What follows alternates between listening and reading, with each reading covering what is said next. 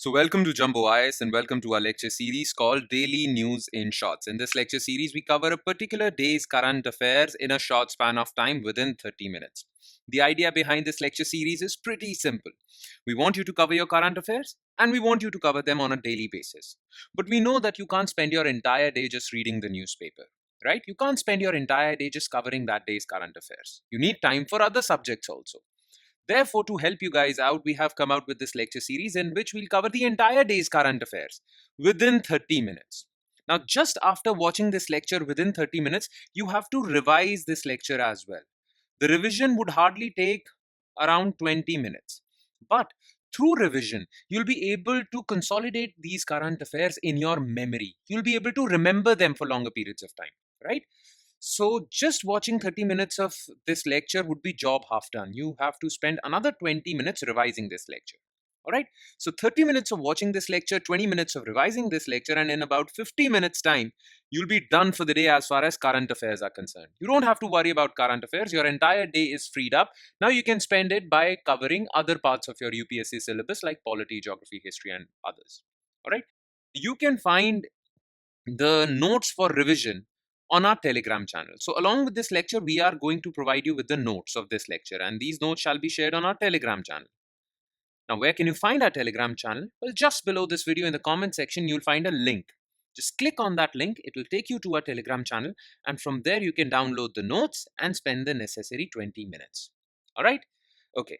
Let's begin our discussion, but first let's take a look at today's topics. Which topics we will cover in today's lecture. Okay, here's the list. Number one, we'll talk about Eastern Maritime Corridor.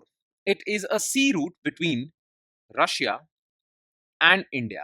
And this sea route will drastically reduce time taken to import-export goods from Russia to India and the distance also. It would really boost trade between Russia and India. Okay, so what is this Eastern Maritime Corridor? From which port of India will it connect to which port of Russia? We'll talk about this. Then recently, a public interest litigation was filed in Supreme Court. Okay, and that public interest litigation was that political parties should be under Posh Act. Now, Posh Act relates to prevention of sexual harassment of women at workplace. Now, it covers sexual harassment of women at workplaces, but it doesn't cover political parties. Basically, political parties are not considered as workplaces. So, a PIL was filed in Supreme Court to make them under this act or to allow political parties to come under the ambit of Posh Act. So, we'll talk about this. Then recently, Ministry of Shipping has launched Jalvahak Scheme. Now, this Jalvahak Scheme would promote transportation of cargo within India using inland waterways. Currently, goods transportation in India takes place through railways or roads, right? But we need to use inland waterways because they are more sustainable, they are non-polluting, and they would really boost growth in the regions which are covered by these waterways. So this Jalvahak scheme would promote transportation of cargo using inland waterways. So we'll talk about this.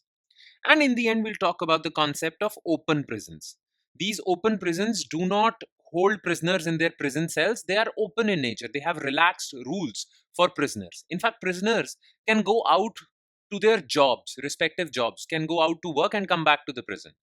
So what are these open prisons? We'll talk about this also. All right. So these are the 4 topics that we are going to focus our attention on. Please give me your 100%. And let's start with topic number 1, which is Eastern Maritime Corridor. Okay. So as you can see, the eastern corner of Russia, this is Russia, right? The eastern corner of Russia, the most extreme eastern corner is a port city called Vladivostok. Okay. And this would be connected through a sea route to Chennai port. Now, this sea route, which connects Vladivostok of Russia and Chennai, is called Eastern Maritime Corridor. Currently, the trade between India and Russia takes place through this Western Corridor, which connects port of Mumbai with St. Petersburg in Russia. Okay, so through Mumbai, it goes through the Suez Canal, then Mediterranean Sea, and then crosses the North Sea, and then comes to St. Petersburg. Okay, so currently, goods are transported from Mumbai to St. Petersburg, but through this new route, goods can be transported from Chennai to Vladivostok and vice versa. This is a shorter route. This will drastically reduce time and would give a boost to trade between India and Russia. Okay, so the operationalization of new sea route, Eastern Maritime Corridor, is beginning to play an increasingly significant role in boosting commodity trade between India and Russia. And the biggest commodity that is traded between India and Russia is crude oil. India buys a lot of crude oil from Russia. In fact, in 2024, India became the largest buyer of crude oil from Russia, surpassing China. So, trade between these two countries, especially trade related to crude oil, is very significant. And that's why there was a need, or the felt that there should be a shorter trade route between Russia and India. And now we have found one. Okay, now no need to track or transport goods from Bombay to St. Petersburg. You can use this alternative shorter route now. All right. So about this new route, so Chennai Vladivostok Sea Route, also known as EMC, will link Russia's east coast with South India. Currently, the route from Mumbai to St. Petersburg, the current route, via Western Sea Route and Suez Canal, is 16,000 kilometers. But this new will be 10,000 kilometers. Okay, it will go from Chennai, Andaman Sea, Malacca, Strait of Malacca, South China Sea, East China Sea, and then Vladivostok. Now, what are the benefits? Well, a lot of time is going to get saved. Okay, from the Western maritime route, it takes around 40 days. Now, using the Eastern route, it will take around 24 days. Savings of 16 days, and that is a lot. Then distance is reduced from 16,000 to 10,000. Plus, earlier most of the consignments went through Mumbai port or ports of Western India, right? Now, with this new route, ports on India's east coast, okay, not Mumbai, Kandla, Cochin, okay. Western coast trade routes are mostly used, but now eastern coast trade routes would be used, so it would give a boost to eastern ports also. Not just Chennai, but Paradeep in Andhra, Vishakhapatnam, Tuticorin, Ennore, Kolkata. These would be used. Thus, it would give a boost to these ports, and the eastern coast ports would also get a boost because of this trade route. So, benefits are there for everything. All right? Okay. Now, let's move forward. Second news item, which is Posh Act for political parties. Now, what has happened? So, Supreme Court has admitted a PIL. Now, PIL means public interest litigation. Any citizen can file an issue in the Supreme Court which concerns public interest at large. These are known as public interest litigations, PIL. And the PIL states that sexual harassment of women at workplace, prevention, prohibition, and redressal, Posh Act 2013, should apply to political parties. Currently, it doesn't apply to political parties. Okay, and that might lead to promotion or sexual harassment going unchecked in these institutions. Okay, Posh Act currently covers organizations, all organizations, whether that's they are public or they are private, right? But it doesn't cover political parties. Now, the court has asked the person who has filed PIL to approach Election Commission of India, since Election Commission of India has the authority to direct recognized political parties to take steps. Okay, so the court has asked petitioner to tell Election Commission of India to take steps to make these recognized political parties address issues related to sexual harassment. Okay, now this PIL is in Supreme Court right now. But why doesn't Posh Act cover political parties? So look, Posh Act basically was enacted in 2013 and it aims to prevent sexual harassment of women at workplaces. Section 3, Clause 1 of Posh Act states that no women shall be subjected to sexual harassment at any workplace. Now, this line is self explanatory. This line tells us that Posh Act covers only sexual harassment to women, not sexual harassment to men, because Section 3 says no women shall be subjected to sexual harassment. So it makes it clear that Posh Act covers sexual harassment of women only and sexual harassment of women at workplace only. Okay, so these two things get cleared from this line. It covers only women, it covers only workplace. Now, Posh Act also gives a comprehensive definition of workplace as to what constitutes a workplace. It not just includes private companies, it includes public organizations also. It includes government establishments, government PSUs, any organization that is aided by government, private organizations, everything. It is covered. It is a comprehensive definition that covers almost every public and private institution. Okay, so the definition is quite expansive. But the thing is, when it comes to political parties, the definition is not that clear. And it can be argued that the definition of a workplace under Posh Act does not apply to political parties. Okay? Some people can argue that it applies to political parties, and some people can argue that it does not apply to political parties. So, in a sense, the definition given under Posh Act is pretty vague when it comes to political parties. You can argue either way. You can either justify covering political parties, you can oppose covering political parties. It's not clear with respect to political parties. And before this PIL that was recently filed in Supreme Court, the courts have ruled beforehand, like 4 or 5 years back, that political parties do not come under Posh Act. Okay, they have ruled that. On the subject of political parties, the court held that there is no employer-employee relationship. Okay, within a political party, there is no employer-employee relationship with its members. And political parties do not carry out any private venture, undertaking, enterprise, institution, establishment. The words mentioned in the definition in Posh Act, right? So political parties are not an enterprise, they are not an establishment, institution that works for money or any private venture. All the things mentioned in the Posh Act with respect to definition of workplace do not apply to political parties. Plus, political parties do not follow the traditional employer-employee relationship, and hence they cannot be categorized as a workplace, and hence they do not get covered under Posh Act. That's what the courts have said.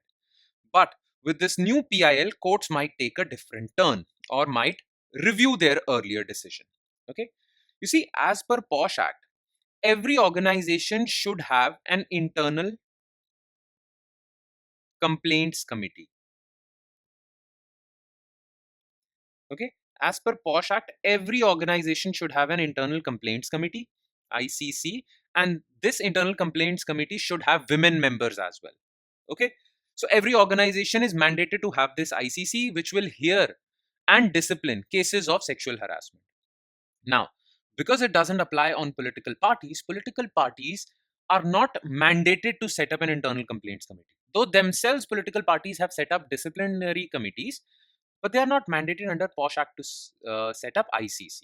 And that's why they go scot free when it comes to disciplining or inquiring into cases of or allegations of cases of sexual harassment. Okay, so the PIL argues that political parties should also be brought under Posh Act.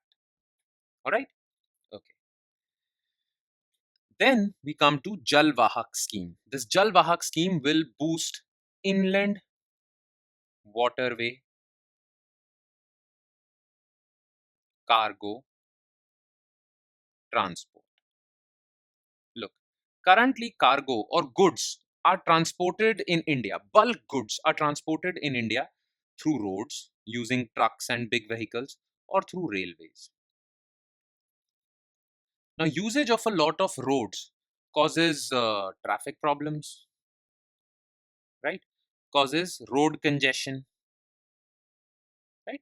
And it also causes a lot of air pollution because trucks are not electric vehicles right now. It causes a lot of air pollution.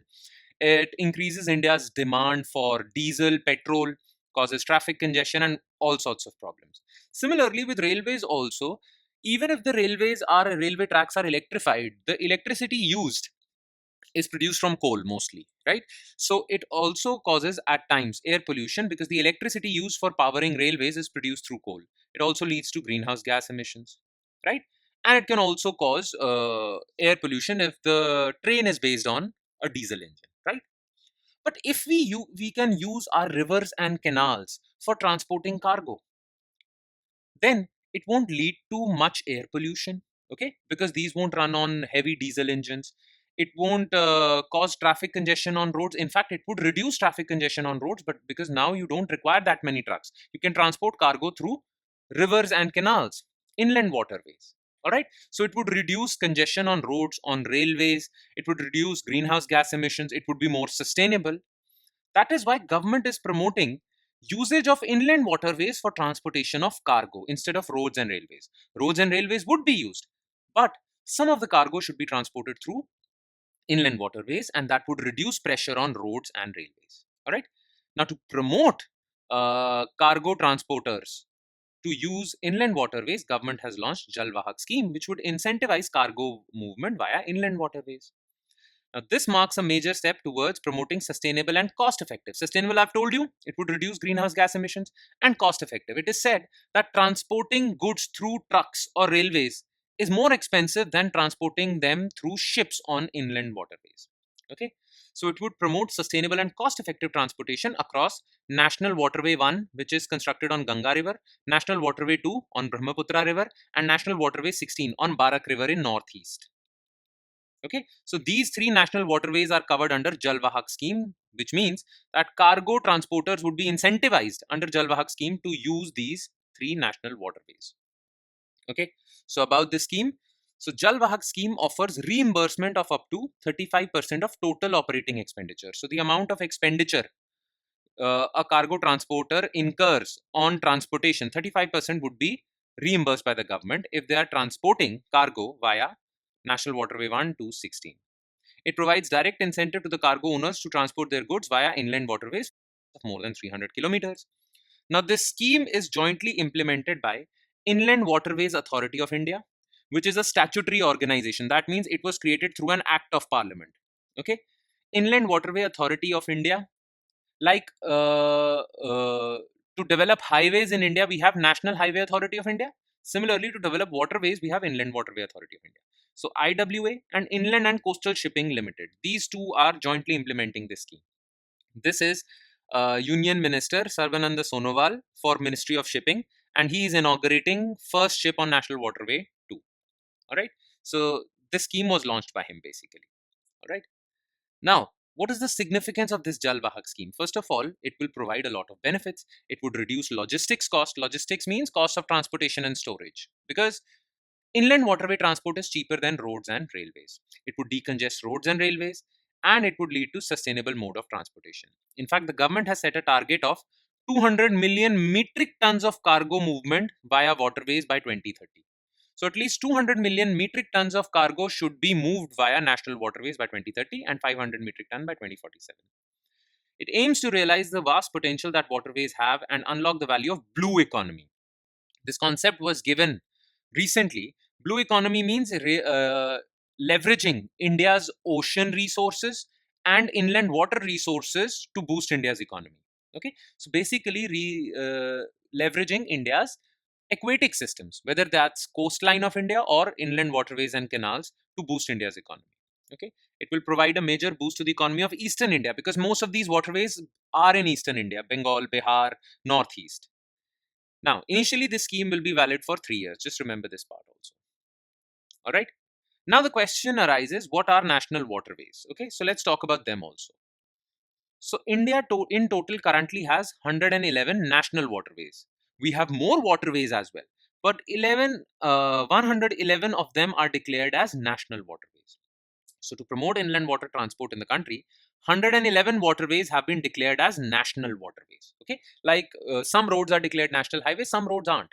Similarly, these waterways are declared as national waterways. Okay, 111. So India has 111 national waterways. This declaration was made under National Waterways Act 2016. Okay. Now, to develop and regulate these national waterways, Inland Waterways Authority of India was established through IWAI Act 1985. Okay. So this is the situation. All right. So National Waterway 1 is on Ganga River, 2 is on Brahmaputra River, 16 is on Barak River, 3, 4, okay, mostly on eastern side of India. All right. And last but not the least, the concept of open prisons. Now, recently there is an open prison near Jaipur called Sanganer Open Prison.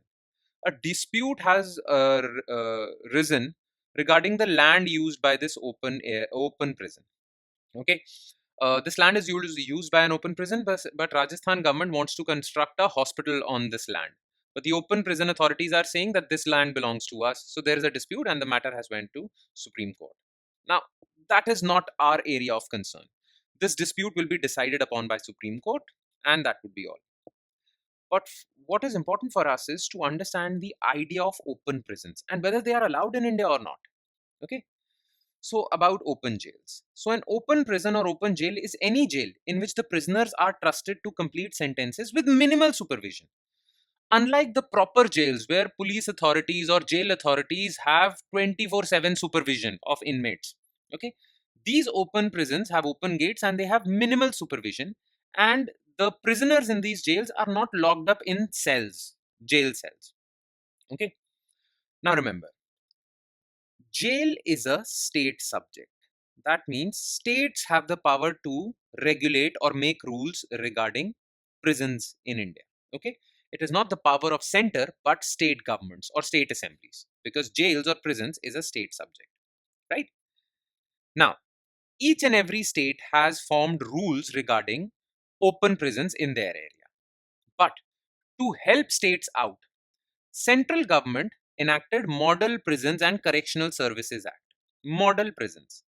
Now, because jails is a state subject, only state governments have or state assemblies have the power to make laws on it. But central government enacted this law. Now, this law is not applicable on all states. Okay, central government just enacted this law so that this law can act as a model for different states. If states want, they can adopt the central law. If states don't want, they can choose to ignore the central law. So, central government just put out this law for states to choose from. Okay. Now, this Model Prisons Act actually properly defines open prisons or open correctional institutions. Okay. Now, open jails have minimal rules, minimal supervision. People are not put under in prison cells. Okay. In fact, the prisoners in these open jails are also permitted to work during the day. They can go out and do their job or their occupation and come back also. Okay. Most of the times it's the farmers who work as agricultural laborers, okay, or many other laborers. They can go earn money and come back. These prisons have minimal supervision.